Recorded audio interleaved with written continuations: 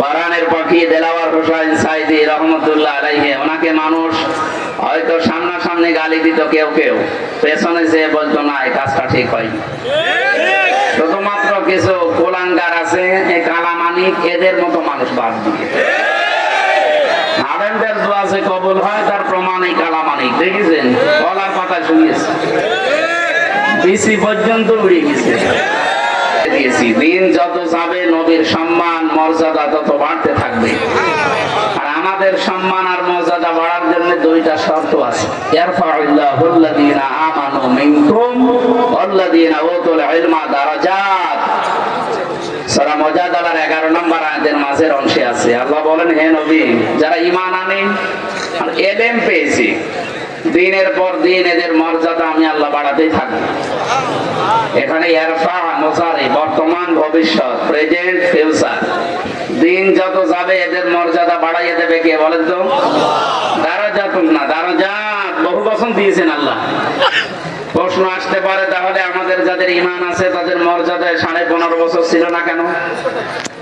ঈমান আমাদের ছিল, কিন্তু অধিকাংশ মানুষের ঈমানের ভেতরে ছিল ভেজাল। যাদের ঈমান পরিপূর্ণ ছিল, ভেজাল ছিল না, তাদের মর্যাদা কিন্তু ঠিকই ছিল। এই কথা বলে না কেন? কোরআনের পাখি দেলাওয়ার হোসেন সাইদি রহমতুল্লাহ আলাইহি, ওনাকে মানুষ হয়তো সামনাসামনি গালি দিত, কেউ কেউ পেছনে যেয়ে বলতো না এই কাজটা ঠিক হয়নি।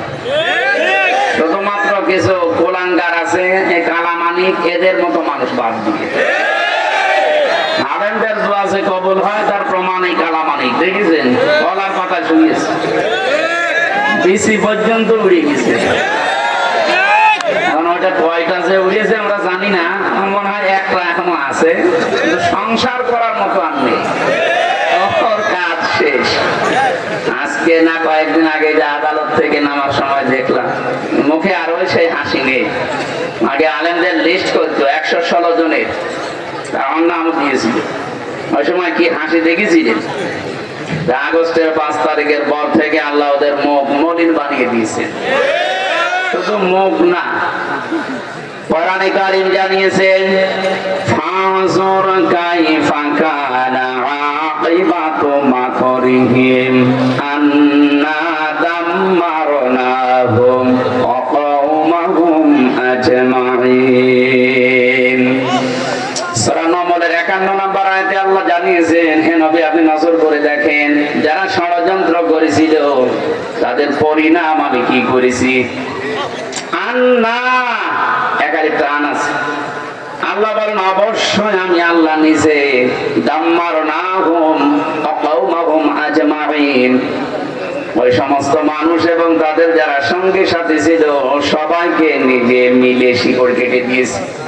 সুতরাং তাদের যে পরাজয় এটা আল্লাহ নিজে ঘটিয়েছেন। এই আন্না এর ভেতরে এইটাই আছে। এরপরে নবীজিকে আল্লাহ জানিয়েছেন, ফাতিলকা বুয়ুতুহুম খাবিয়াতান বিমা যালামু ইন্না ফি যালিকা লাআয়াতান লিকাওমিন ইয়ালামুন।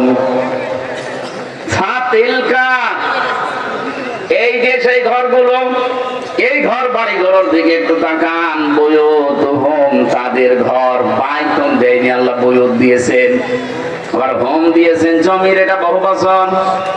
আল্লাহ যেন তার কুদরতের আঙ্গুল এইটা এভাবে দেখিয়ে দিচ্ছে, এই যে সেই ঘরগুলো, এই সেই ঘর যেখানে বসে জালেমরা দুর্বিসন্ধি করত। আমি আল্লাহ পাক এই ঘরগুলোকে আজ জনশূন্য করে দিয়েছি, উজাড় গৃহ বানিয়ে দিয়েছি। এই আয়াতটা যে কত বাস্তব এ বাংলাদেশের দিকে তাকালে এখন বোঝা যাচ্ছে। বিশেষ করে আমার কুষ্টিয়ার হানিফ সাহেবের যে বাড়ি, বিলাসবহুল বাড়ি, যেখানে টর্চার সেল ছিল, যে জায়গায় বসে ইসলামের বিরুদ্ধে, মানবতার বিরুদ্ধে, ইসলাম পন্থীদের বিরুদ্ধে দুর্বিসন্ধি করা হতো, ষড়যন্ত্র করা হতো, মিটিং করা হতো, এই ঘরগুলো আল্লাহ নিজে মনে হচ্ছে উজাড় গৃহ বানিয়ে দিয়েছে।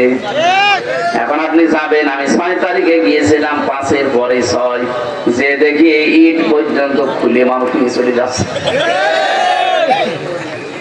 এখন উজাড় গৃহ সত্যি খাওয়াবিয়াতান শব্দটা বাস্তবে এটা দেখা যাচ্ছে। শুধু এটা না, 64 জেলার 630টা থানা আছে। যতগুলো জালেম ইসলাম মুসলিম মানবতার বিরুদ্ধে যারা ষড়যন্ত্র করেছিল, যারা জুলুম করেছিল, তাদের বাড়ি ঘরের অবস্থা আল্লাহ একই বানিয়ে দিয়েছেন। আল্লাহ যেন আমাদেরকে দেখিয়ে দিচ্ছেন ফাতিলকা, ওই যে এই ঘরগুলো। সবচাইতে বড় ঘর যেটা মনে করতাম ঢাকাতে, অনেকে এত আবেগ নিয়ে সেখানে যে ঘরে পর্যন্ত সোমা খেত, অথচ 3 মাসের ব্যবধানে কালকে পত্রিকা দেখেন ঘরের অবস্থা, জাতীয় টয়লেট হয়ে গেছে। 4-5 জন একসাথে পোশাক করতে পারছে, কোথায় পৌঁছিয়েছে দেখেছে। আমার মনে হয় কিছু মানুষ পোশাক পায়খানা করতে যাচ্ছে একটা উদ্দেশ্য নেই। আমি কাবা শরীফ তাওয়াফ করার পর 16 সালে যখন উপর দিয়ে ঘুরছি, হঠাৎ দেখি আমার পেটে সেরকম যন্ত্রণা, ব্যথা। পুলিশকে বললাম, হে ভাই, আমার পেটে ব্যথা করছে হঠাৎ, আমি তো এতক্ষণ ভালো ছিলাম। পুলিশ আমারে বলছে, হাজি আল হজ্জা, তাই না, বিলা দোকান। ও হাজি, দেশ কোথায়? জি, তুমি বাংলাদেশ। বাংলাদেশ থেকে এসেছি। ওনার ভাষা দিয়ে আমারে বলছে, আপনি এখনো পর্যন্ত জানেন না কোন জায়গা? না তো, যেটা আবু সাইদের বাড়ি। আপনি এখনো পায়খানা না করে দাঁড়িয়ে আছেন, তাড়াতাড়ি কাজ করেন। সত্যি কথা বলছে যে কোরআন সামনে পায়খানা করে দেখে আমার পেটের যন্ত্রণা, ব্যথা ভালো হয়ে গেছে। আল্লাহ আমাকে যেন জানাতে চেয়েছে, হামজা 6000 কিলোমিটার দূর থেকে এসেছো, আরে শয়তানের মুখে পায়খানা না করে চলে যাবা, তাড়াতাড়ি করো। আমার তো মনে হচ্ছে এখন যে 5-6 জন একসাথে দল বেঁধে পোশাক করছে, আজকেও দেখলাম 3 জন একসাথে বের হচ্ছে। তার মানে ওখানে যারা যাচ্ছে একটা নিয়ত করে যাচ্ছে যে আমার রোগ ভালো হবে। এটা তো আর আন্তর্জাতিক করা সম্ভব না, এটা জাতীয় টয়লেট হয়ে যাবে। এইটাই বাস্তবতা। আপনি তাকান হিটলারের দিকে, চেঙ্গিস খানের দিকে, হাজ্জাজ বিন ইউসুফের দিকে, ইয়াজিদের দিকে। নামগুলো কিন্তু ভালো, খারাপ না। ইয়াজিদ নামটা খারাপ, কত সুন্দর নাম। শুধু জুলুম করার কারণে আল্লাহ নামটা ঘৃণিত, নিন্দিত করে দিয়েছে। এখন কোন হিন্দুকেও যদি বলা হয়, ভাই ছেলে হয়েছে 5000 টাকা দেবো, ইয়াজিদ রাখেন, বলবো কি নাম না গালি? বলেন, এত সুন্দর সাহাবীর ছেলের নাম, হযরত মুআবিয়ার ছেলে রাদিয়াল্লাহু তাআলা আনহু, এত বড় জলিলুল কদর সাহাবী, যিনি কাতেবে ওহী লিখতেন, তার সন্তানের নাম যদি আল্লাহ জুলুম করার কারণে ঘৃণিত বানিয়ে দিতে পারে, আপনি কার সন্তান? যত বড় মানুষের সন্তান হন, আপনার নাম যুগের আবর্তনে, কালের বিবর্তনে দেখবেন নামটা আজ হোক কাল হোক, ওটাও আমার মনে হয় গালি হয়ে যাবে। এখনই অলরেডি হয়ে গেছে। এখন কারো ছেলে মেয়ে যারা জন্মাচ্ছে, যদি বলেন যে 5000 টাকা দেবো, এই নাম রাখে, নাম না তো গালি।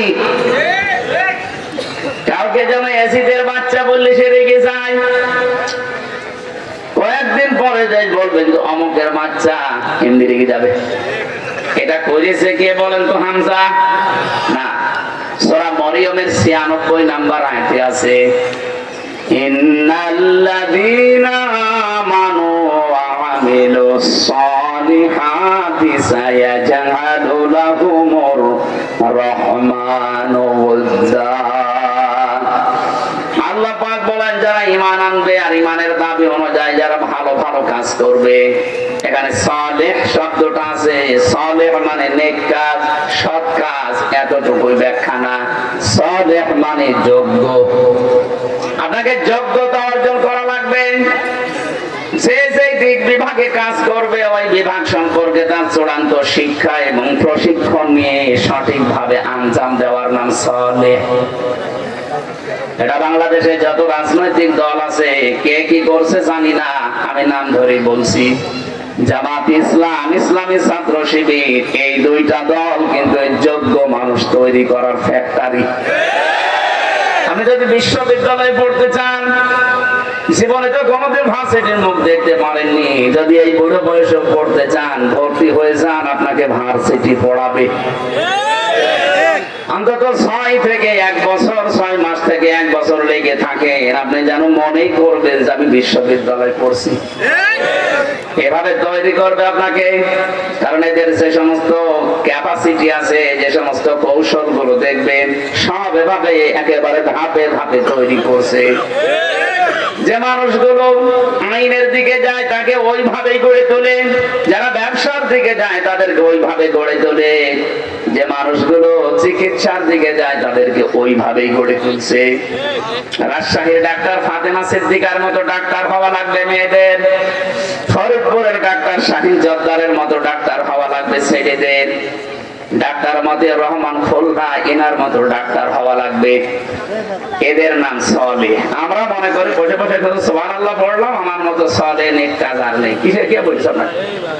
আপনি যে যেই বিভাগে কাজ করবেন ওই বিভাগের শিক্ষা প্রশিক্ষণ নিয়ে সঠিকভাবে কাজটা আঞ্জাম দেওয়া লাগবে, দুর্নীতি মুক্ত হয়ে। এই কথা বুঝতেছেন? এগুলো যারা করেন সৃষ্টি জগতের ভেতরে তাদের প্রতি আল্লাহ একটা আলাদা তৈরি করে দেয় ভালোবাসা। সায়াজাহাদু লাহুমুর রহমানু বুদ্দা। পৃথিবীর সৃষ্টিতে আল্লাহ যা বানিয়েছেন সবার ভেতরে ওই মানুষটার প্রতি একটা ভালোবাসা তৈরি করে দেয়। কে? সাইদি সাহেবকে অনেকে জীবনে দেখেনি চোখে, কিন্তু মনের ভেতর থেকে তার প্রতি ভালোবাসা। এটাকে আমি বানিয়ে দিয়েছি? কে? বিপরীতটা দেখুন, অনেককে অনেক মানুষ দুনিয়ায় দেখেনি, কিন্তু তার কর্মকাণ্ডের কারণে কোথায়? সৌদি আরব। আমি রমজানে ছিলাম, মদিনা থেকে একটা গাড়ি ভাড়া করলাম, ড্রাইভারে ওখানকার স্থানীয় মদিনার ড্রাইভার। বললাম যে বদরে যাবো, আবু জাহেলের কবর দেখে আসি। ভাড়া মেটানোর পরে আমি উঠলাম, যাওয়ার সময় ওনার ভাষা দিয়ে আমারে বলছে হারামি। হারাম মানে আপনাকে বলি না, আপনার দেশে যে আছে ওইটাকে হারাম। ঠিক আছে, আপনি বলেন, আপনার সাথে আমি আরো 2 লাইন বেশি করে বলছি। চিন্তা করেন, সেটা জীবনে ওনারা দেখেছি।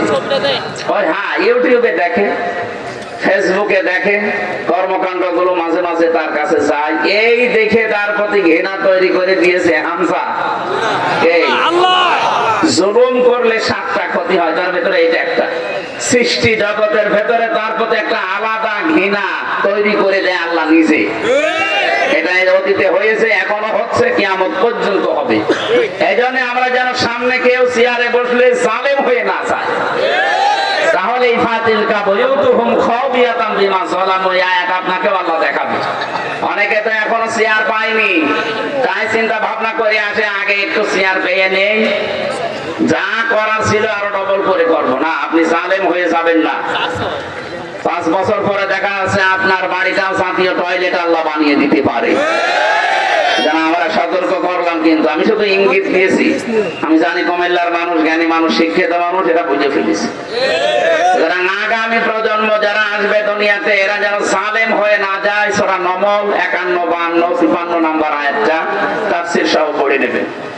দল মত জাতি বর্ণ ধর্ম নির্বিশেষে আজকের এই অনুষ্ঠান, এটাকে শুধু মুসলমানদের?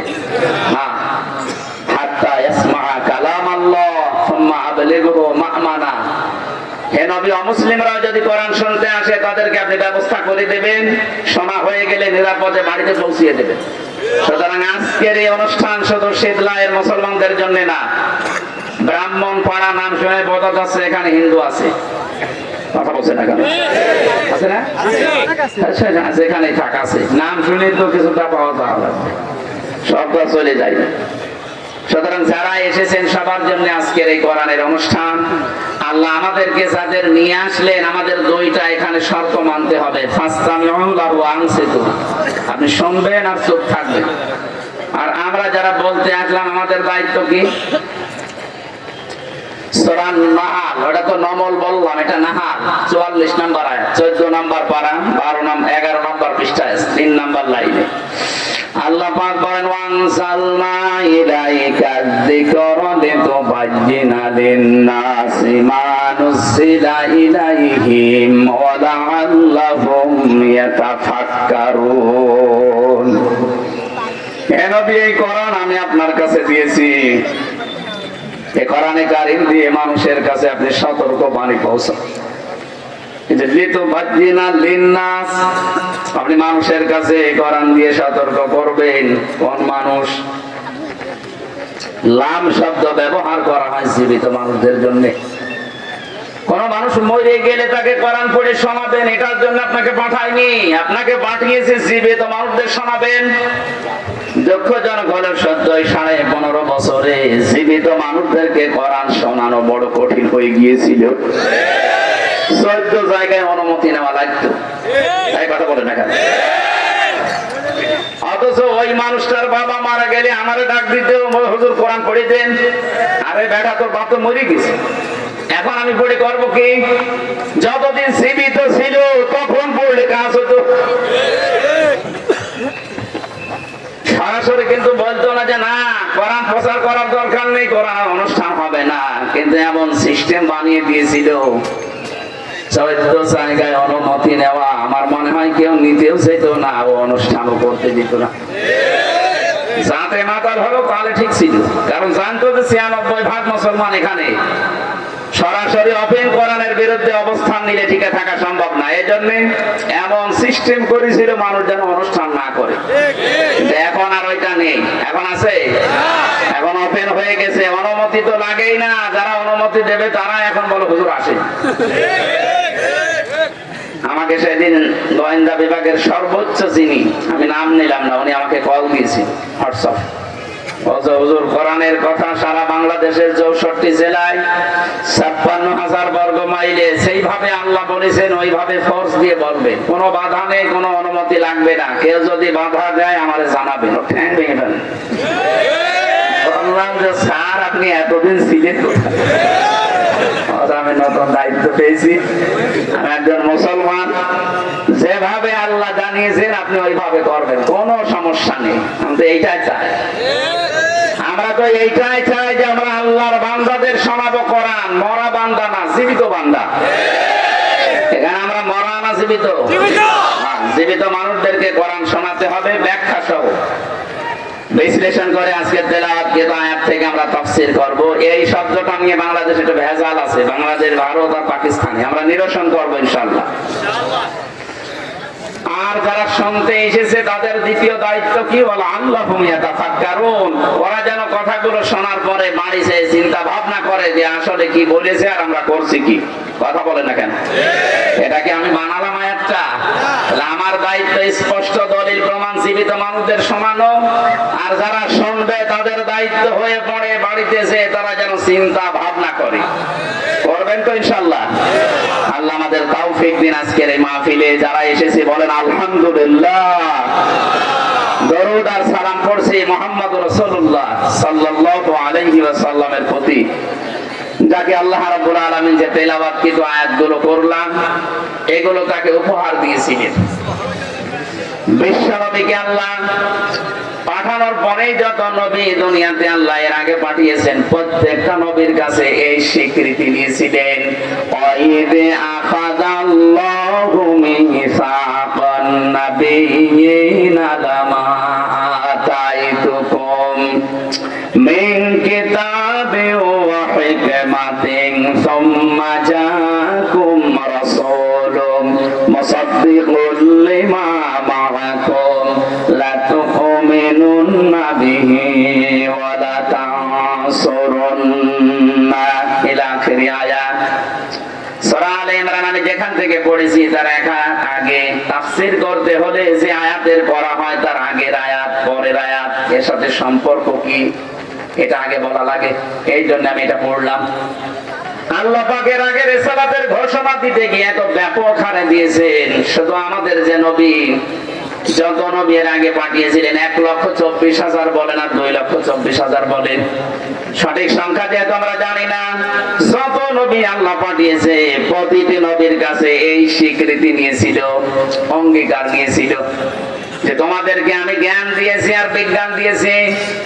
তোমাদেরকে জ্ঞানের জন্য কিতাব দিয়েছি, বিজ্ঞান জানার জন্য আমার কিতাবের ভেতরে থিওরি দিয়েছি। যত বিজ্ঞানের আবিষ্কার সব আল্লাহর কোরআনের থিওরি থেকে।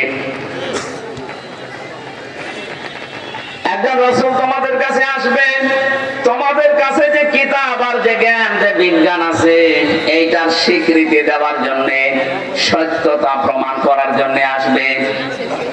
তোমরা যখনই ওই রাসূলের সংবাদ পেয়ে যাবে লা তুমিনুন্না বিহি ওয়া লা তানসুরুন্না, হারফে তাকীদ নুনে সাকিলা।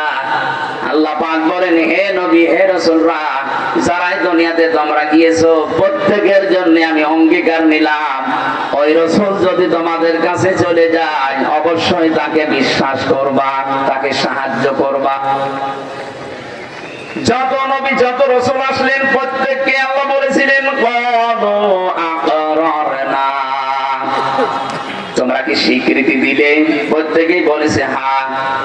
আলা যালিকুম ইসরি, আমরা এই বিষয়ের উপরে ঐক্যবদ্ধ হয়েছি, একমত হয়েছি, আমরা স্বীকৃতি দিয়ে দিয়েছি। ওয়ালা ফাশাহাদু ওয়া আনা মাআকুম মিনাশ শাহিদিন, আল্লাহ বলেন তোমরাও সাক্ষী, আমিও নিজে সাক্ষী হয়ে গেলাম তোমাদের কাছে। এই আয়াতের শিক্ষা কি? মুফাসসির ইকরাম ফি জিলালিল কোরআনে লিখেছেন, সাজ্জাদ কুতুব, যত নবী যত রাসূল পাঠালেন তারা যদি নবীদের রিসালাতের স্বীকৃতি দিতে পারে, বিশ্বাস এবং সাহায্য করার অঙ্গীকার করতে পারে, কিয়ামত পর্যন্ত আমরা যারা নবীর উম্মত হয়ে আসবো আমাদের সবচেয়ে বড় দায়িত্ব হবে তার রিসালাতের ঘোষণা দেওয়া এবং তার সাহায্যের জন্য এগিয়ে যাওয়া। প্রশ্ন আসতে পারে, তার রিসালাতের ঘোষণা দিলাম, সাহায্য করব কি করে, তাকে পাবো কোথায়? তাকে পাবেন কোথায়? মানে কিয়ামত পর্যন্ত তো উনি তো হায়াত পাবেন না, উনি তো একদিন একদিন বিদায় নেবেন, নিয়েছেনও। কিয়ামত পর্যন্ত তাকে সাহায্য করার নামান্তর হচ্ছে তার আদর্শ পড়ে আছে, ওইটাকে সাহায্য করা। তার আদর্শকে যারা ধারণ করবেন, নবীজির আদর্শ দুনিয়াতে যারা বাস্তবায়ন করার চেষ্টা চালাবে, তাদেরকে আপনার সাহায্য করা ওয়াজিব, আপনার জন্য হক। লা তুমিনুন্না বিহি ওয়া লা তানসুরুন্না, যারা আরবি গ্রামার জানে, কত কঠিন শব্দ জানেন, এটা লাম দিয়েছেন আবার তাকিদ দিয়েছেন নুনে সাকিলা। অবশ্যই এখন আপনাকে মানা লাগবে তার রিসালাত। এই পৃথিবীর বহু মানুষকে আমরা দেখেছি তারা আল্লাহর স্বীকৃতি দিয়েছে, কিন্তু ওই জামানার রাসূলের স্বীকৃতি তারা দেয়নি, এই জন্য তারা বেঈমান হয়ে মারা গেছে। এই যে আবু জাহেলের নাম শোনেন, এই লোকটা আল্লাহ একজন আছে ও বিশ্বাস করত, ওর জীবনী পড়েন। কোরআনে বহু জায়গায় আল্লাহ জিজ্ঞাসা করছেন নবীজিকে, ওয়ালা ইন সালতাহুম মান খালাকাস সামাওয়াতি ওয়াল আরদা লা ইয়াকুলুন্না আল্লাহ, ইলা আখিরি আয়াত। হে নবী, ওদেরকে যদি আপনি জিজ্ঞাসা করেন আবু জাহেলকে যে আকাশ আর জমিন কে বানিয়েছে, লা ইয়াকুলুন্না আল্লাহ, ওরা গ্যারান্টি দিয়ে বলবে আল্লাহ বানিয়েছে। তাহলে আল্লাহ একজন আছে, আল্লাহর একাত্মবাদের স্বীকৃতি আবু জেহেল পর্যন্ত দিয়েছে। যেদিন বদরের ময়দানে যাবে সেদিন কাবার গিলাফ ধরে ও কাঁদছিল সকালবেলা, ডাক দিয়ে বলেছে, কাবার মালিক তুমি আছো, আমি জানি। মুহাম্মদের বিরুদ্ধে অস্ত্র নিয়ে যাচ্ছে বদরের ময়দানে যুদ্ধ করার জন্য, সত্যের পক্ষে যে আছে তাকে তুমি বিজয় দিয়ে দিও। ওর দোয়া কবুল হয়ে গেছে।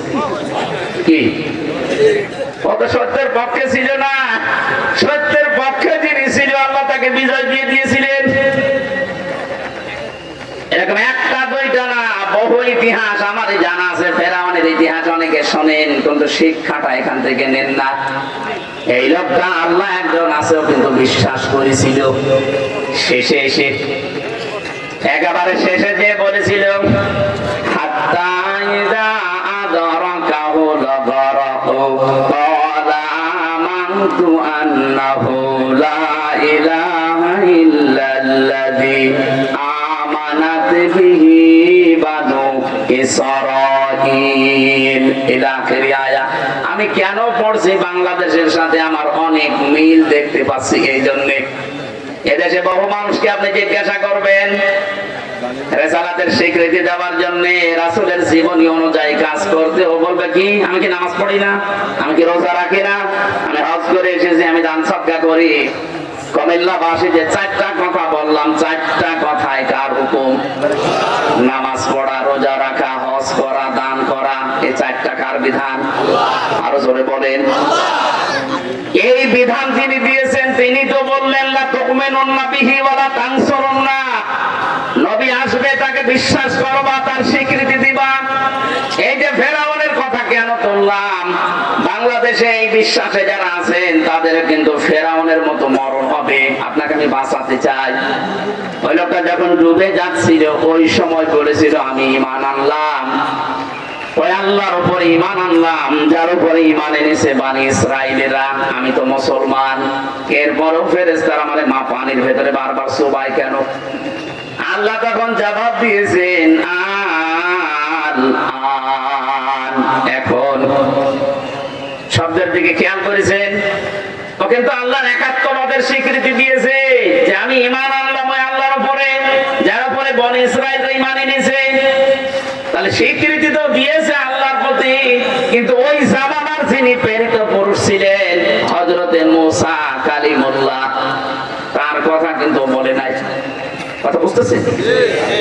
ও শুধু লা ইলাহা ইল্লা পর্যন্ত বলেছিল, এটা তো বলা লাগবে লা ইলাহা ইল্লাল্লাহ মূসা কালিমুল্লাহ। ওই জামানার রিসালাতের স্বীকৃতি ও দেয়নি, এজন্য মারা গেছে বেঈমান হয়ে। আল্লাহ কারণও জানিয়েছে কেন তোর ঈমান নসিব হচ্ছে না।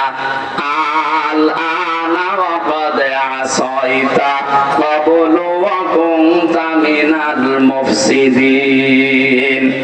এবার আমার এই আয়াত থেকে প্রশ্ন, হাজার হাজার বছর পরে এখন আমাদের এই জামানায় আল্লাহর প্রেরিত পুরুষ কে বলেন তো? কথা বুঝতেছে? এই জামানার জন্য শুধু না কিয়ামত পর্যন্ত একজন প্রেরিত পুরুষ আল্লাহ পাঠিয়েছেন, তার নাম মুহাম্মাদুর। আরো জোরে বলেন মুহাম্মাদুর। কোন মানুষ এখন বাস্তবে যদি আল্লাহর হুকুম মেনে চলে কিন্তু রিসালাতের ঘোষণা এই জামানায় যিনি প্রেরিত পুরুষ আল্লাহ তাকে মানে না, তার মানে তার জীবনই মানতে চায় না। হ্যাঁ, তার জীবনই মানে। তিনি যেদিন নবুয়ত পেয়েছেন 40 বছর বয়সে, সেই দিন থেকে জীবনের শেষ দিন 63 বছর, এই 40 বছরের ভেতরে, এই 63 বছরের ভেতরে 23 বছর তার নবুয়তের জিন্দেগি। এটা মানেন না? বলেন না কেন? এই 23 বছরের 13 বছর তিনি মক্কায় মার খেয়েছিলেন। আজ এসে হাজারো মানুষ এই 13 বছরের জিন্দেগি শুনতে পাগল বলেন আপনিও কান্দেন আমিও কান্দি।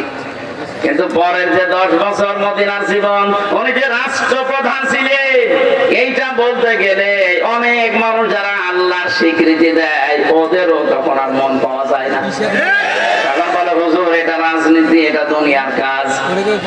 আরে ভাই আপনি তো 13 বছর ভালো শুনলেন, খালি মায়ের খেয়েছিল এটা শুনতে কানাকাটি করেন। উনি যে মায়ের দিয়েছিল ওইটা শুনতে চান না কেন? আমরা তো ওইটাও বলতে চাই, মায়ের তো আমরা 13 না, আমরা তো 15 বছর খেলাম। কথা বলে না কেন? উনি 13 বছর খেয়েছিলেন, আমরাও 15 বছর খেয়েছি। উনি 10 বছর রাষ্ট্রনায়ক ছিলেন, আমাদেরকেও 10 বছর চালাতে দিন না কেন? আমরা তো এখন 10 বছরে যেতে চাই, বলে না আপনি 13 বছরে থাকেন। 13 বছরে থাকলে খালি মায়ের খালি আপনার ভালো লাগবে না? আমরা 10 বছরে যেতে চাই না? যারা বলেন না কেন? এই 10 বছর যারা মানতে চান না, তার রিসালাতের ঘোষণা পরিপূর্ণ হয়নি, শুধু 13 বছর দিয়েছে, 10 বছর দেয় না, ওর মরণ হবে ফেরাউনের মতো। আমার মনে হয় আপনি কথা বুঝেছেন। এরপরও যদি কেউ না বোঝার ভান করে থাকেন এখানে আসেন, কানে কানে বলছি। না আপনি না বুঝলে আমি বেকার চিল্লাবো না। বুঝেছেন কিনা বলেন? যারা আল্লাহর কথা মানতে রাজি আছেন কিন্তু রিসালাতের ঘোষণা আপনাকে দেওয়া লাগবে, ফেরাউন এটা দেয়নি, এই জন্য বেঈমান হয়ে পড়ে গেছে। আপনি যদি এখনো দিতে না চান, আপনি হয়তো বুঝতেছেন না, তাই আপনাকে আমি বুঝিয়ে দিলাম যে মূসা কালিমুল্লাহ বলা লাগবে, মুহাম্মাদুর রাসূলুল্লাহ। সুতরাং আপনি বলছেন না, আপনি কথাগুলো বলতে গেলে তখন রাজনীতি মনে করেন, দুনিয়ার কাজ এটা, এই ঝামেলায় যাওয়া দরকার কি, এগুলো আমরা করবো না। আমরা 15 বছর অলরেডি মায়ের খেয়ে ফেলেছি, রাসূলের চাইতে আরো 2 বছর বেশি। এক কথা বলে না কেন? এখন আমরা 10 বছর নবীজির মতো অন্তত এই জমিনটা হাতে নিতে চাই। আপনি একটু দিয়ে দেখেন, বিশ্ব নবী যদি বলতে পারেন খায়রুল কুরুনি করনি, কোরআন দিয়ে দেশটা 10 বছর চললে আমরা বলতে পারবো খায়রুল কুরুনি করনি। কারণ সাদাবাজি থাকবে না। কথা বলে না কেন? ডাক্তার শফিকুর রহমান ঘোষণায় দিয়েছে যদি কোরআন এ দেশে প্রতিষ্ঠিত হয়, সাদাবাজি নামও কেউ মুখে নিয়ে আসবে না। সবচাইতে বেশি গ্যারান্টি পাবে নারী তার ইজ্জতের। আজ জুজুর ভয় দেখানো হচ্ছে ওদেরকে, ইসলাম আসলে কিন্তু ঘরবন্দি হয়ে যাবা। আন্তর্জাতিক কিছু কৌশল আছে, এইগুলোতে এই ছোট মন নেরো মন নিলে হবে না, মনটা ব্রড করা লাগবে। এই কারণে সেদিন দীপ্তির সাথে উনি টকশো করেছিলেন, এইটা নিয়ে কত রকমের ফতোয়া বাজে। আরে ভাই, ওখানে যদি উনি না যেতেন, পরের দিন আন্তর্জাতিক মিডিয়ায় ছড়িয়ে দিত যে এরা নারী বিদ্বেষী। উনি কি ওনার চেহারা হা করে দেখতে গেছে? ওনার বউ নেই বাড়ি? দীপ্তির চাইতে সুন্দর বউ ওনার বাড়িতে, যদি মুরগি হয়ে গেছে তাই কি? এখনো বলে না কি 64 বছর বয়স, এখনো বলছে আমি যুবক মানুষ। ওনার স্ত্রীকে আমরা দেখি না, কিন্তু আমরা জানি যে ওই রকমই, উনি যেরকম যাদের মতো স্ত্রী ওই রকম। ওনার ছেলেটার সাথে জেলখানায় দেখা হয়েছিল, ডাক্তার রাফাত। কি সুন্দর মানুষ, এরকম সুন্দর হতে পারে, কি সুন্দর চেহারা। বাবা মা সুন্দর হলে বাচ্চা কাচ্চাও সুন্দর হয়। কথা বলেন না কেন? আর বাবা মা সুন্দর না হলে বাচ্চা কাচ্চা উল্টো পাল্টাই হয়। আমার সেটা বোঝানোর দরকার, আমি অলরেডি ইঙ্গিত দিয়ে ফেলেছি। এরপরও যদি না বোঝার ভান করে থাকেন, আমার হাতে হেদায়েত নেই, আমার কিছু করার নেই। সুতরাং আল্লাহর কথা মানবেন। রিসালাতের কথা বলতে গেলে আপনার কাছে রাজনীতি মনে হবে, আপনার মরণ যে আবু জাহেলের মতো আর ফেরাউনের মতো হবে, আপনি টের পাচ্ছেন না।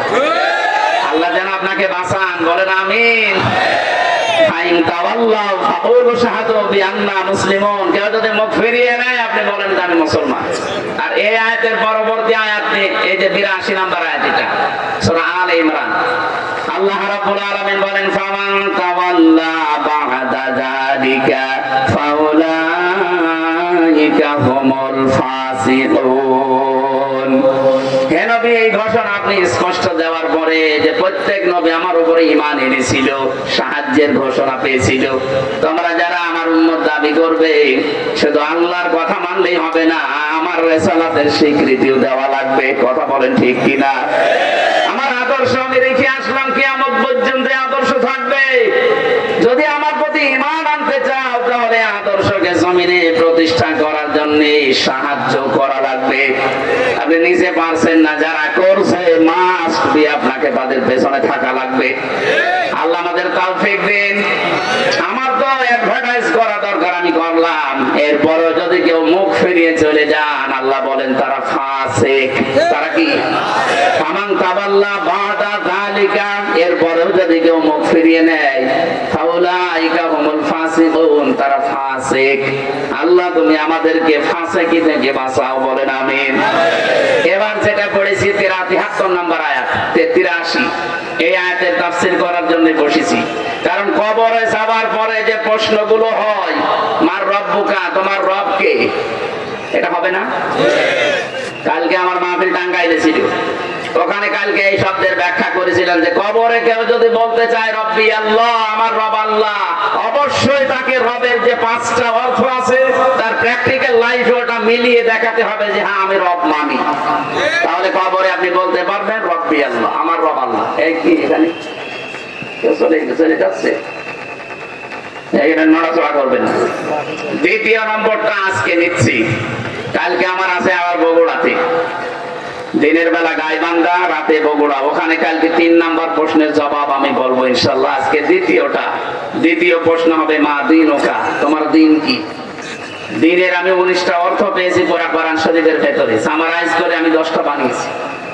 এই 10টা বিষয় যদি দুনিয়াতে কেউ দেখাতে পারে যে হ্যাঁ আমি দিন এই 10টাকে মানি এবং প্র্যাকটিক্যালি দেখাই, সে কবরে যাওয়ার পরে বলতে পারবে দিন ওনাল ইসলাম, আমার দিন ইসলাম। এবার আসেন তো আমাদের কয়টা মানা হচ্ছে? আল্লাহ রাব্বুল আলামিন বলেন, আফা গায়রা দীনিল্লাহি ইয়াবগুন, তবে কি এরা চায় আমি যে দিন পাঠিয়েছি সেই দিন বাদ দিয়ে অন্য কোন দিন তারা কি তালাশ করে? আল্লাহু আসলামা মান ফিস সামাওয়াতি ওয়াল আরদ তাওআন ওয়া কারহা, ইচ্ছায় হোক অনিচ্ছায় হোক আকাশ আর জমিনে যা কিছু আছে সবাই আমি আল্লাহর দ্বীনের সামনে মাথা নত করে দিয়েছে। ওয়া ইলাইহি ইরজাউন, সবাইকে ফিরে আসা লাগবে কার কাছে? আর জোরে বলেন। তা বাংলা অর্থ ছিল। এবার আসেন আর ব্যাখ্যায় যাই। দ্বীনুল ইসলাম, এই কথা আমরা কবরে বলতে চাই না চাই না? আরো জোরে বলেন। এক নম্বরে দিন শব্দের ব্যাখ্যা আমি কোরআনে কারীম থেকে পেয়েছি। দিন মানে এই রাতের পরে যেটা আসবে ওই দিন। বলেন হ্যাঁ, দিনের প্রথম অর্থ হয় কিয়ামতের দিন। এজন্য প্রতিদিন আমাদের মুখ দিয়ে আল্লাহ 17 বার করে কমপক্ষে বের করে নিচ্ছে মালিকি ইয়াউমিদ্দিন।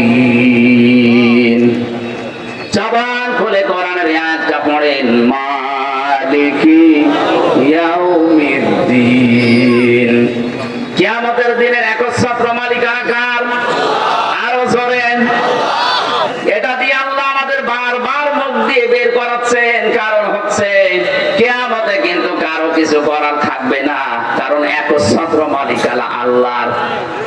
কি এটা দিয়ে আল্লাহ বোঝাতে চাই, ও পৃথিবীর বান্দা বান্দিরা, কারো উপরে ভরসা করে কিয়ামতে ঠেস পাবা না। কত মানুষ, এই বিশেষ করে আপনাদের ব্রাহ্মণবাড়িয়া, কুমিল্লা, এই দুই জেলা এগুলো বেশি, কত মানুষ ভরসা করে আছে কেল্লা বাবা, ফতে বাবা। কিসের কেল্লা, কিসের ফতে? কিয়ামতে যেখানে নবীরা পর্যন্ত ইয়া নাফসি করতে থাকবে, হযরত ইব্রাহিম নবী পর্যন্ত বলবে, মাবুদ আমার পিতা আজরের সাথে যা ভালো লাগে তুমি করো, কিন্তু আমাকে বাঁচাও। হযরত ঈসা রূহুল্লাহ তিনি বলবেন, মাবুদ আমার মা মরিয়মের সাথে যা আচরণ করবা করো, তুমি আমাকে কিছু বলবা না। চিন্তা করেছেন যে নবীদের নাম বললাম, এত বড় পাওয়ারফুল নবী মূসা কালিমুল্লাহ, কথা বলতেন আল্লাহর সাথে। ইব্রাহিম খলিলুল্লাহ, আল্লাহ যাকে বন্ধু হিসাবে গ্রহণ করে নিয়েছেন। হযরত ঈসা রূহুল্লাহ, যিনি আল্লাহর সৎকারে তৈরি হয়েছিলেন। এত বড় বড় পাওয়ারওয়ালা মানুষ যদি বলে, আল্লাহ আমার আত্মীয় স্বজন, মা বাবা, এদের সাথে যা ভালো লাগে তুমি করো গিয়ে, কিন্তু আমাকে তুমি বাঁচাও, সেখানে কেল্লা ফতের উপরে ভরসা করে আছেন যে এরা বাঁচাবে। আমার তো কোরআনের ব্যাখ্যা তাফসীর পড়ে এতটুকুই বিশ্বাস জন্মিয়েছে। সূরা আবাসার ভেতরে আছে, ইয়াউমা ইয়াফিরুল মারউ মিন আখিহি ওয়া উম্মিহি ওয়া আবিহি ওয়া সাহিবাতিহি ওয়া বানিহি লিকুল্লি মারিম মিনহুম ইয়াউমাইদিন শাআনু ইউগনি। আল্লাহ বলেন, সেই দিন মানুষ দৌড়াবে নিজের আপন ভাই থেকে, মা বাপ থেকে, সন্তান সন্ততি, স্ত্রী বন্ধু, এদের থেকে আগে মানুষ পালাতে থাকবে। এখানে প্রায় 6টা মানুষের নাম আছে। কুমিল্লাবাসী মাথায় যদি মগজ থাকে একটু ভাবেন, প্রথমে ভাইয়ের নাম, মায়ের নাম, বাবার নাম, ছেলের নাম, স্ত্রীর নাম, বন্ধুর নাম। বিপদে পড়লে এরাই তো দেখি এগিয়ে আসে। আল্লাহ বলেন এরা পালাবে। এফিররু মানে এটা বাঘে তাড়া দিলে যেভাবে মানুষ দৌড়ায়, এফিররু শব্দের শাব্দিক অর্থ এই দৌড়। আপনজন দেখলেই মানুষ এরকম করে দৌড়াতে থাকবে। কি বলে আপনার বিবেক, বলেন তো আপনি? এরা যদি পালায়, আমার মনে হয় পীর সাহেব বলবে, আল্লাহ আমি পীরই ছিলাম না। যেখানে মা পালাচ্ছে, বাবা পালাচ্ছে, আপনার ভাই পালাচ্ছে, নিজের বউ পালাচ্ছে, পীর সাহেব বলবে, আল্লাহ কিসের পীর, আমি পীর ছিলাম না। এটা বলবে, আপনি সেদিন ধরা খাবেন, সেদিন বুঝবেন।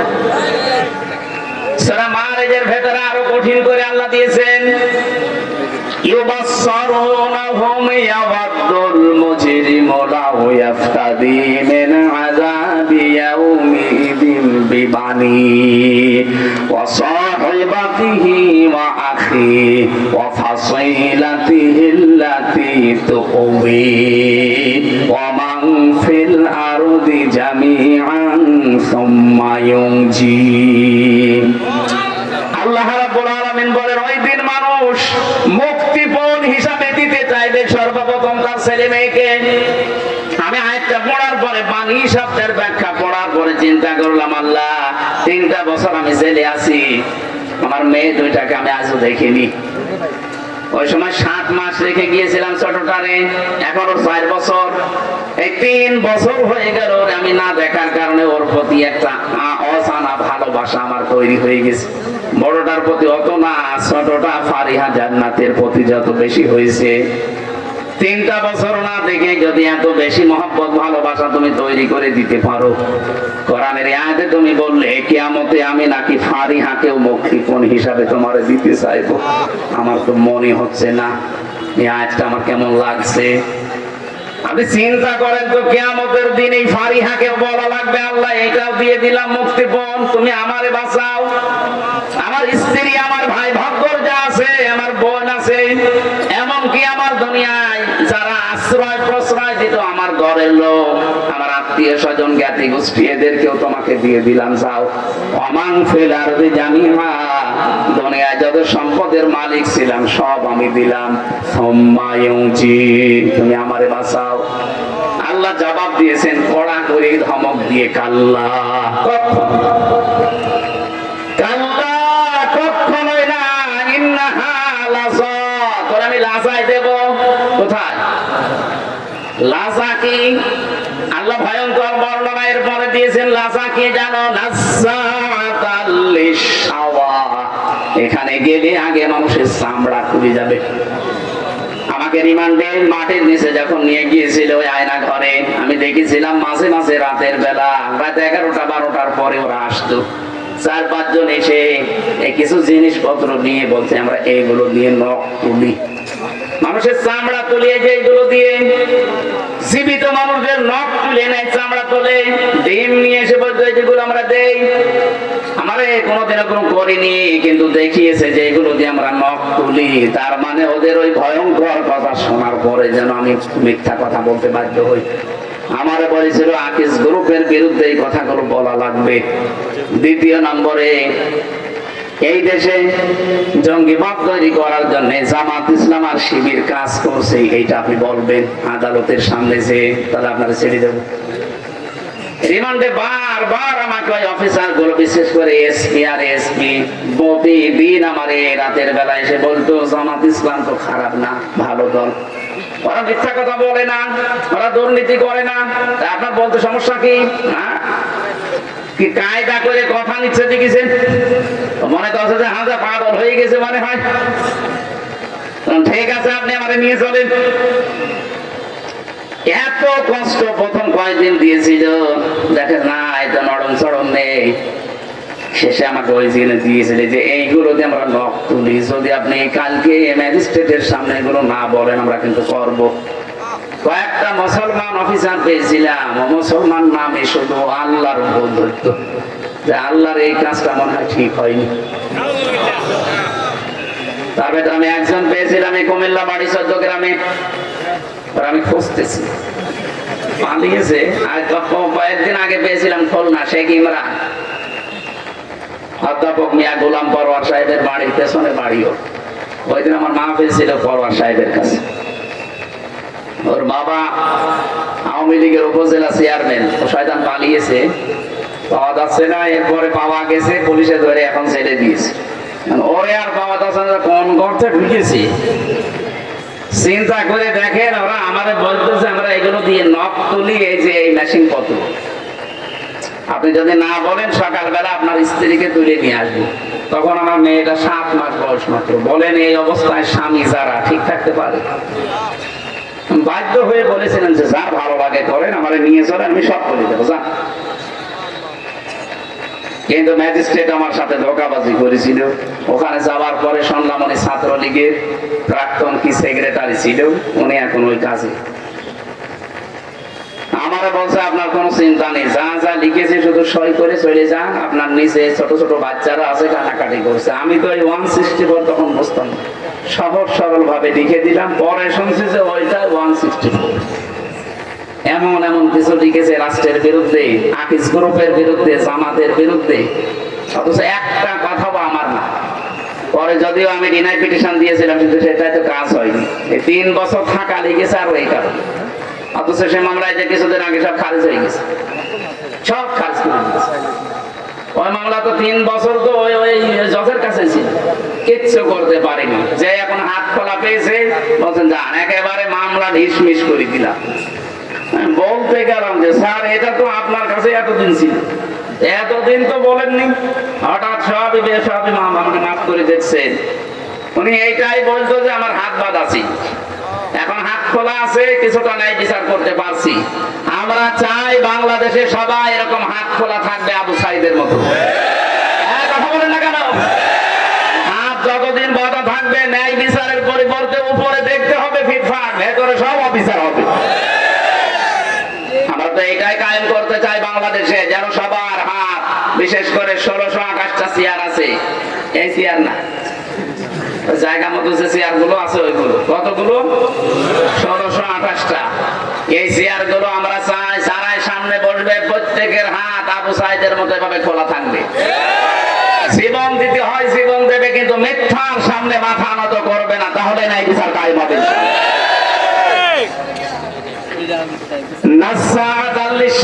শব্দটার ব্যাখ্যায় বলেছিলাম এত কঠিন জায়গা এটা, আল্লাহ বলেন প্রবেশ করতে দেরি হবে, তোর চামড়া খুলে যেতে দেরি হবে না।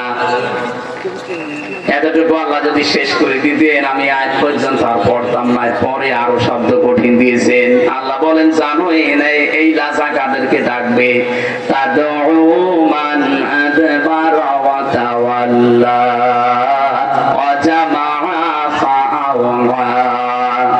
যে মানুষগুলোকে সত্যের দিকে আহ্বান জানানো হয়, এটা আমি রিসালাতের ঘোষণা দিয়ে একটা সঠিক সত্য তথ্য তুলে ধরলাম, এরপরেও যারা মুখ ফিরিয়ে না বোঝার ভান করে থাকবে, এই মানুষগুলোকে আল্লাহ লাজায় দেবে। আমি কথা বোঝাতে পেরেছি? আমি কিন্তু একটা সত্য তুলে ধরেছি আপনাকে, আপনি আল্লাহর বিধান মানতে রাজি আছেন, কিন্তু রিসালাতের ঘোষণা দিলে আপনি রাজনীতির গন্ধ খোঁজেন। এইজন্য ডাকবে তাদেরকে মান আদবারা ওয়া তাওয়াল্লা, যে ব্যক্তি সত্য শোনার পরও মুখ ফিরিয়ে চলে যায়, একবার করে পেছন ফিরে চলে যায়। ওয়া জামা ফাআওয়া, আর যারা মাল সম্পদ জমা করে আর বারবার এগুলো সংরক্ষণ করার জন্য চেষ্টা চালায়, এই বাংলাদেশে এটা সবচাইতে বেশি। 15.5 বছরের দিকে তাকান, এক একজন কত টাকা পয়সার মালিক হয়েছে। আসলে মালিক হয়েই না, এগুলো কি করে সংরক্ষণ করে রাখা যায় এই চিন্তা ভাবনা ছিল। একটা মানুষ শুধু ধরবে 7টা ব্যাংক থেকে 36,000 কোটি টাকা মালিক কাটি করেছে। বাকিগুলোর কথা চট্টগ্রামের একজনের ভূমি প্রতিমন্ত্রী ছিল, এই লোকটা 620টা বাড়ি বানিয়েছে পৃথিবীতে। আপনি কতদিন বাঁচবেন? এই যে 620টা বাড়ি আপনার মনে করেন আছে, বানিয়েছেন, 200 বছর পরে যদি আপনি বাংলাদেশে আবার ফিরে আসেন, 200 বছর তো বাঁচবেন না, আর নাই খুব বেশি হলো 20 বছর বাঁচবেন, আর 20 বছর 30 বছর পরে মরে যাবেন। 200 বছর পরে যদি আপনি চট্টগ্রাম সহ বিদেশে সহ যত বাড়ি বানিয়েছেন, কোন বাড়ির সামনে যে বলেন এই বাড়ি আমার, যারা ওখানে বসবাস করবে ওরা আপনারই হয়তো 3 পুরুষের পরে, আপনার ছেলে 3 পুরুষ, তারাই হয়তো বাস করবে, কিন্তু তারা আপনাকে বাড়িতে তো ঢুকতেই দেবে না, আর বলবে কিসের সাইফুদ্দিন আপনি, কিসের সাইফুজ্জামান আপনি, আপনাকে আমরা চিনি না, বাড়িতে তো ঢুকতেই দেবে না, বলবে থাকা জায়গা নেবে, মসজিদে গিয়ে থাকেন, এটা বলবে না? যারা 620টা বাড়ি তখন কিসের কাছে আসবে? আল্লাহ বলে না জামা ফাআওয়া, শুধুমাত্র সম্পদ জমা করে শেষ করে নিয়ে এগুলো কি করে সংরক্ষণ করা যায় সেই চিন্তা ভাবনায় লেগে থাকতো। আমার মনে হয় আয়াত পড়ার পরে বাংলাদেশে বহু মানুষ এই আয়াতে ধরা খাবে, আমরা যেন ধরা না খাই। কিয়ামতের কথা বলছিলাম আপনার সামনে, আজ যারা বিভিন্ন ভরসা করে আছেন যে অমুক বাবা আমরা বাঁচাবে, অমুক পীরের মুরিদ আমি, চট্টগ্রাম বিভাগে এগুলো বেশি হচ্ছে, এই কারণে বলছি কত রেসপি বাবার মুরিদ আছে, তারা বলছে কোনো চিন্তা নেই, কিয়ামতে যদি আল্লাহ জিজ্ঞাসা করে বলবো আমার রেসপি বাবার লোক ছিলাম। রেসপি যেখানে মুসা নবী, ঈসা নবী, ইব্রাহিম নবী কোল কিনারা পাচ্ছে না, সেখানে কিসের বাবা? এরপরও আপনার মাথা কি গোবর গোবর ভর্তি করা আছে, একটু চিন্তা ভাবনা আসে না কেন? বিবেকটা তো আল্লাহ এমনি দেয়নি, বিবেক দেওয়ার পরও যদি কাজে লাগাতে না পারেন আপনি জাহান্নামে। অকলু লাউ কুন্না নাসমাউ আও নাকিলু মা কুন্না ফি আসহাবিস সাঈর।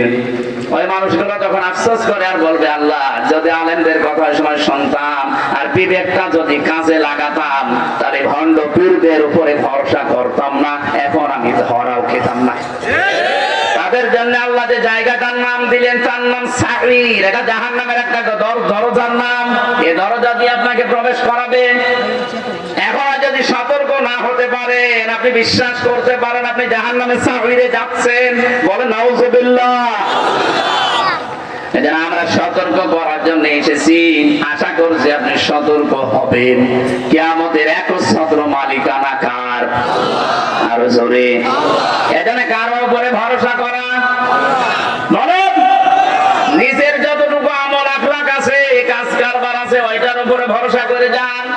হ্যাঁ, নবীর উম্মত যদি হতে পারেন, প্রশ্ন আসতে পারে নবীর উম্মত না মানে আমরা নবীর আশেক। কিসের আশেক? আপনি জিলাপির আশেক, আপনি খেজুরের আশেক, আপনি পোলাও বিরিয়ানির আশেক। রাসূলের আশেক ছিল হযরতে তালহা, নিজের জীবন পর্যন্ত দিয়েছে, 80টা তীর খেয়েছে, তারপরও নবী পর্যন্ত আঘাত আসতে দেয়নি। আর এই বাংলাদেশে 53 বছর স্বাধীনতার পরে কত আঘাত নবীর শরীরে আসতেছে, কথা বলুন। তার সুন্নাতের উপরে, তার আদর্শের উপরে কত আঘাত আসে। এই আঘাত সহ্য করতে পেরে অনেক মানুষ আজ পর্যন্ত জেলে পৌঁছতেছে। আর আপনি কেমন আশেক, জেলের নাম শুনলে আপনি ভয় পান। আশেকের রাসূল তো ওদের মানায় যারা সাথে রাসূল, রাসূলের দুশমনদেরকে যারা হত্যা করে বছরের পরে বছর কারাগারে আছে, তাদেরকে আশেকের রাসূল বললে মানায়। আপনি জিলাপি না দিলে, খেজুরে না দিলে মিলাদ পর্যন্ত পড়েন না। আশেক কিসের আশেক আপনি বলছেন? এজন্য আমাদের উচিত হবে এখন থেকে উচিত হবে কারো উপরে ভরসা করে লাভ নেই।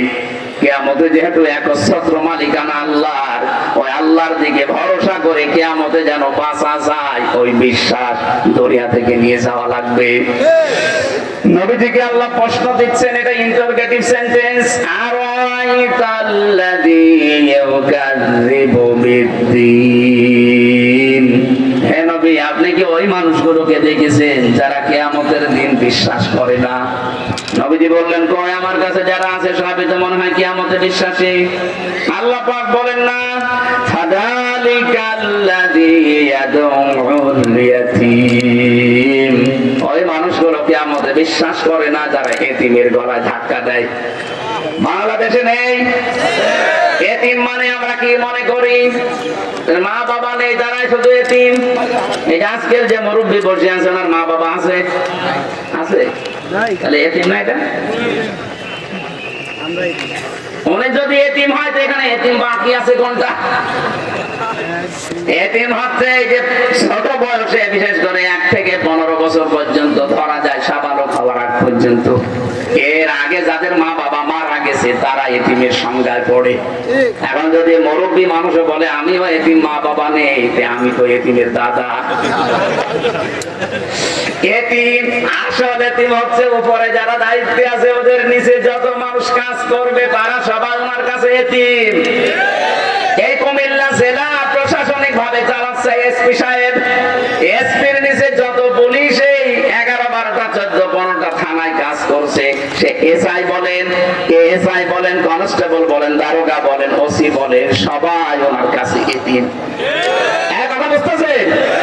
যে যে সেক্টরে আছেন, ওই সেক্টরের নিচে যারা কাজ করে তারা আপনার কাছে। আপনি এতিমদের সম্পদ মেরে খেয়েছেন, এতিমদের সাথে খারাপ ব্যবহার করেছেন। যারা এতিমদের সাথে, অধীনস্থদের সাথে খারাপ ব্যবহার করে, তাদের হক নষ্ট করে। এরা নামাজ পড়তে পারে, রোজা রাখতে পারে, হজ করে আসতে পারে, কিন্তু কিয়ামত বিশ্বাস করে না। এরকম মানুষ দেশে এবার আছে কিনা বলেন? কত গার্মেন্টসে, কত কত জায়গায় দেখবেন উপরে যারা দায়িত্বে আছে, নিচে কত অসহায় মেয়েরা ছেলেরা, সব তো তার কাছে এতিম। সুযোগ পেয়ে তার ইজ্জত পর্যন্ত সম্ভ্রম পর্যন্ত নষ্ট করে। হ্যাঁ বলুন, আপনি এতিমের মালাত তো সাবধানে।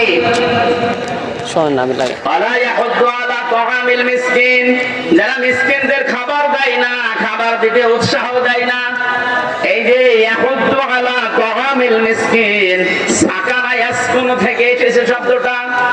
সাকান মানে বসবাস করা। সাকান মানে কি?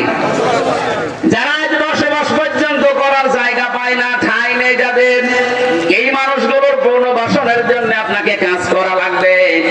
মানুষের মুখে হাসি ফোটানোর জন্য আপনাকে কাজ করা লাগবে।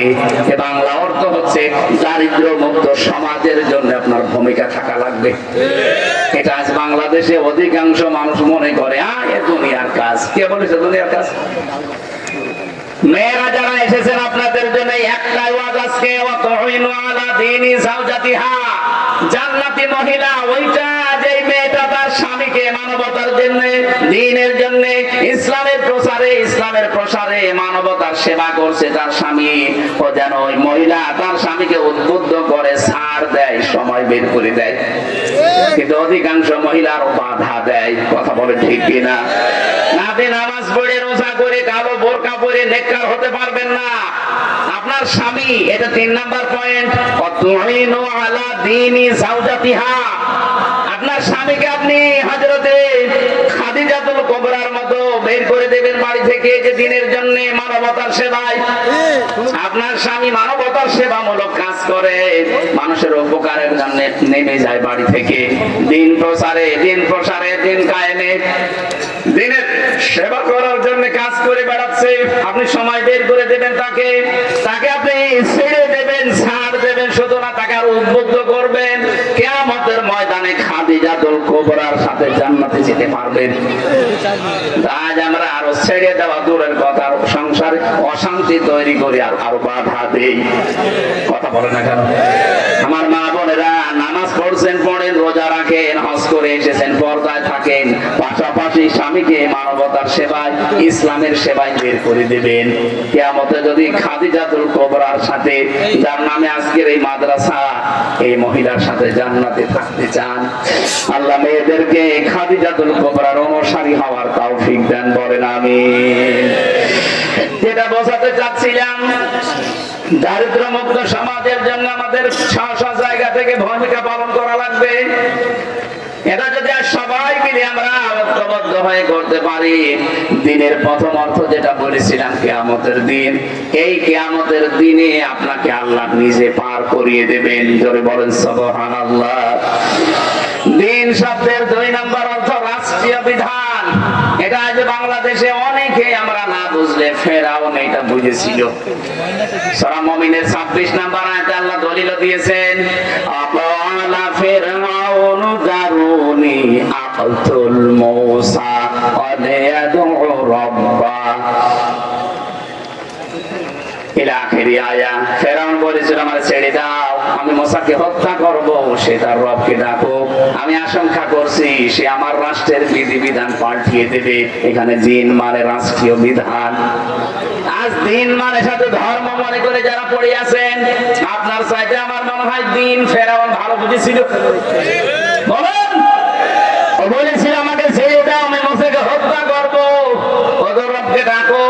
আমার আশঙ্কা হচ্ছে মুসা আমার দেশে রাষ্ট্রীয় আইন পাল্টিয়ে ফেলবে।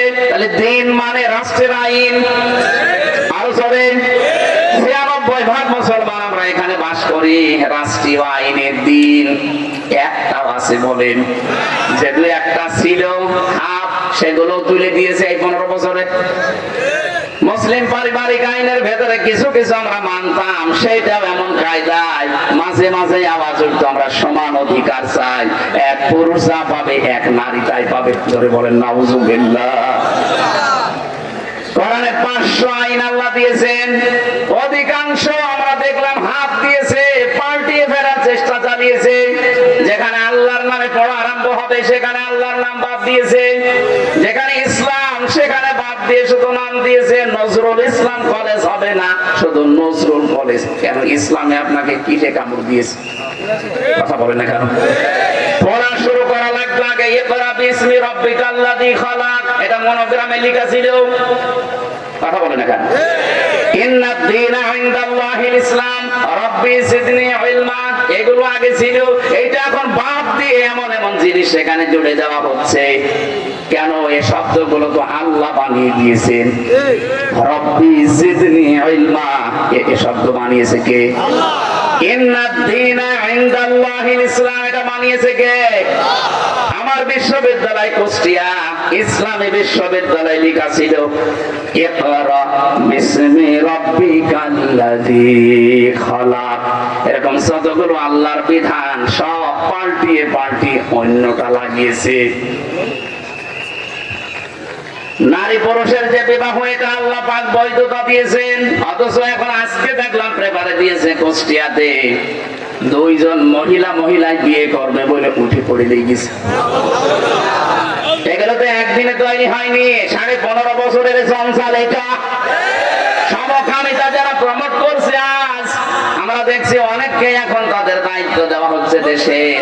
মুসলমানদের কলিজায় কিন্তু আগুন লাগছে। আমরা চাই যারা আল্লাহর নিষিদ্ধ কাজকে বৈধতা দেওয়ার জন্য প্রমোট করে তাদেরকে 96% মুসলমানের মাথার উপর থেকে সরিয়ে দেওয়া হোক। এখানে আমরা এমন মানুষকে দেখতে চাই যে লোকটা আল্লাহ রাসূলে বিশ্বাসী। কথা বলুন। সংবিধান সংস্কারের কাজ চলছে, আমরা চাই এমন এমন মানুষকে ওই জায়গায় নিয়ে যাওয়া হোক যারা সূরা ফুরকানের ৭৪টা যে সংবিধানের ধারা আছে, এই সূরা ফুরকানের প্রতিটি ধারা যারা বিশ্লেষণ করতে পারে, যারা বোঝে এগুলো ধারা আল্লাহ বানিয়েছেন মানবতার জন্য, এগুলো যদি মুসলিম দেশে সংবিধানে সংযোজন করা হয়, এই দেশে যে যার অধিকার সম্পূর্ণটা ফিরে পাবে। দিন মানে রাষ্ট্রীয় বিধান, এটা যতদিন পর্যন্ত আপনি কায়েম করতে না পারবেন, কবরে যাওয়ার পরে যেই বলবেন আমার দিন কি, আপনি বলতে পারবেন না। এরকম 10টা বিষয় আছে কোরআনে দিন শব্দের ব্যাখ্যায়। আমরা যদি আমাদের এই প্র্যাকটিক্যাল লাইফে 10টা মানতে পারি, কবরে যেতে দেরি আপনি বলে ফেলবেন দীনুল ইসলাম। আল্লাহ আমি সহ যারা এসেছি এটা বলার তৌফিক দুনিয়া থেকে কামাই করার জন্য তৌফিক। আল্লাহ তাআলা কোরআনে কারীম থেকে কবরের দ্বিতীয় প্রশ্নের জবাব দিতে আমরা এই কথাগুলো শুনলাম। মা দীনুকা, প্রশ্ন করলে যেন বলতে পারি দীনুল ইসলাম। এই জবাব দেওয়ার জন্য যে প্রশ্নগুলো দরকার আমরা সবগুলো হয়তো আলোচনা আনতে পারিনি, 2টা পেরেছি। এই 2টা আমাদের জীবনে তুমি বাস্তবায়ন করে দাও। আজকের এই অনুষ্ঠান সারাদিন ব্যাপী চলছে, যারা আলোচনা করেছে যারা করছি এগুলো আমাদের কবরে পৌঁছিয়ে দাও। মা বাপ যারা হারিয়ে ফেলেছে তাদের কবরে সওয়াব পৌঁছিয়ে আরো শান্তি বৃদ্ধি করে দাও। রব্বুল আলামিন অনেকে অনেক রকম মোনাজাতে দোয়া চেয়েছে। 15 বছর নাকি একজনের সন্তানাদি নেই, যাদের সন্তান হয় না আল্লাহ একটা সন্তান তাদেরকে উপহার দাও।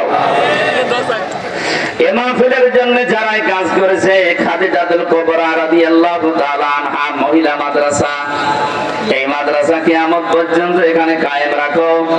যারা এখানে পড়বে আল্লাহ তুমি তাদেরকে খাদিজার মতো, আবু বকরের মতো তৈরি করে দাও। শ্রদ্ধাভাজন বড় ভাই আজকে ডাক্তার মোবারক হোসাইন, আল্লাহ তাআলা এমন মানুষের উপরে তুমি দায়িত্ব দাও যারা কোরআনে কারীম বুকে নিয়ে সংসদে যেতে পারে। মাহফিলের প্রধান অতিথি, বিশেষ অতিথি সহ যত মানুষ এখানে এসেছে আল্লাহ তাআলা যার ঈমান এবং আমল অনুযায়ী কবুল করে নাও। সম্মানিত মা বোনদেরকে তুমি রোগ শোক থেকে বাঁচাও। 3টা বছর জেলে থাকা অবস্থায় আমি নিজে অসুস্থ হয়ে পড়েছি, আল্লাহ তুমি আমাকে শেফায়ে কামেলা জেলা নসিব করে দাও। বারাকাল্লাহু লানা ওয়া লাকুম ফিল কোরআনিল আযীম। মরণ আসলে যেন পড়তে পারি লা ইলাহা ইল্লাল্লাহু